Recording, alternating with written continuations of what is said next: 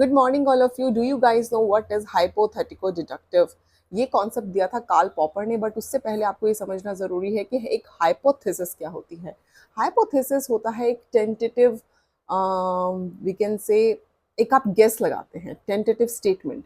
किसी चीज के बारे में आप गेस लगाते हैं। फॉर एग्जाम्पल, मान लीजिए मैं अपनी बेटी को बोलूँ कि बेटा, अगर तो आपको बहुत अच्छे मार्क्स स्कोर करने हैं एग्जाम में, तो आपको थोड़ा सा और ज्यादा पढ़ना चाहिए।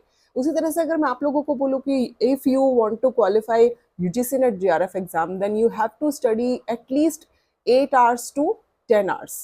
Then you can surely, not confirm, but maybe you qualify the exam. That means कि आप 100% उस चीज़ के बारे में नहीं बोल सकते, बट 80% आप उस चीज़ को श्योरिटी दे सकते हैं कि अगर आप बहुत ज़्यादा पढ़ते हैं, आप 8 घंटे अपनी स्टडीज़ को दे रहे हैं, तो आप बहुत अच्छा स्कोर करेंगे एग्जाम में। तो ये हुआ एक अजम्पशन लगाना, एक गेस लगाना। कोई भी चीज हो, हम उसके पीछे गेस लगा सकते हैं ना। अब वो चीज 100%, अब मैं तो बोल दूं, मान लो बच्चों को, चलो तुम 8 घंटे पढ़ो, उसका मतलब ये नहीं है ना कि आप बैठ गए एंड 8 घंटे तक आप आराम से चेयर पे बैठे हुए, आपका दिमाग कहीं और चल रहा है, आप फुली अपनी स्टडी को डेडिकेट नहीं कर रहे हैं।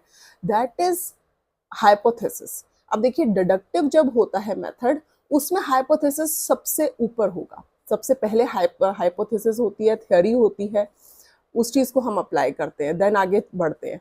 बट इंडक्टिव मेथड में हमेशा हाइपोथेसिस आएगा बिल्कुल एंड में, यानी आप बहुत सारी इंडिविजुअल इंडक्टिव स्टडीज कर चुके हैं, बहुत सारा डेटा कलेक्ट कर चुके हैं, देन उसके बाद आप एक हाइपोथेसिस पे पहुंचते हैं। तो ये क्वेश्चन जरूर याद रखना है। डिडक्टिव में हमेशा स्टार्टिंग में हाइपोथेसिस होता है एंड इंडक्टिव में हमेशा एंड में हाइपोथेसिस होता है। And this concept was given by Karl Popper, hypothetico deductive. ये है रिसर्च मेथोडोलॉजी का क्वेश्चन। पेपर 1 में भी पूछा जाता है एंड पेपर 2 सोशियोलॉजी में भी आता है। If you found my videos informative, please do like, subscribe and share my YouTube channel. Thank you so much, bye bye.